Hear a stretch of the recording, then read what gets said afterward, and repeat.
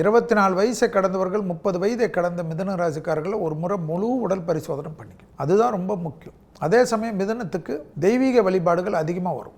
ஆன்மீகத்தில் குறையில்லாமல் வரும். மே மாதம் வரைக்கும் குடும்பத்தில் கொஞ்சம் கவனமாக இருக்கணும். குடும்பத்தில் அந்நியர் தலையீடு, உறவினர் தலையீடு, பிறர் குடும்ப விஷயத்தில் நீங்கள் போகிறது, பஞ்சாயத்து பேசுகிறதெல்லாம் வச்சுக்கூடாது. கணவனாக இருந்தால் மனைவியுடைய உடல்நிலை, மனைவியாக இருந்தால் கணவனின் உடல்நிலை சித்திரை வரைக்கும் கவனமாக தான் இருக்கும். குடும்பத்தை சிதைக்கக்கூடிய சக்திகள் வேலை செய்யுமா. அதுக்கப்புறம் இடமாற்றம், வீடு மாற்றம், மனை மாற்றம், உத்தியோக மாற்றம், தொழில் மாற்றம்லாம் வரும். திருமணத்தில் ஏற்கனவே பாதிப்பாயிட்டு மீண்டும் மறுமணத்திற்காக இருக்கக்கூடிய மிதுனத்திற்கெல்லாம் ஜாக்பாட் அடிக்கும். டப்புன்னு நல்லா இருக்கும். 10ல் சனி வரனால பயப்படக்கூடாது. பிள்ளைகள் விஷயத்தில் யோகம் காணப்படக்கூடிய ராசி யாருன்னா மிதுனம். அதே போல் தாய் வழி உறவு, தந்தை வழி உறவுலாம் மே மாதத்துலேருந்து டக்கு நல்ல இம்ப்ரூவ்மெண்ட் ஏற்படும். அதே போல் கண்டிப்பாக குடும்பத்தில் சுபவிரயங்கள் அதிகமாக நடக்கக்கூடிய ராசிக்காரர்கள் வீட்டில் யாருன்னு பார்த்தா மிதுனம் இருக்கணும் அந்த வீட்டில். அப்போ யோசிச்சுக்குங்க. பிள்ளைகளுடைய படிப்பு, உத்தியோகம், தொழில், வியாபாரத்தை நினச்செல்லாம் கவலைப்படாதீங்க. உங்களாலே அவர்கள் டெவலப் ஆகிடுவோம்.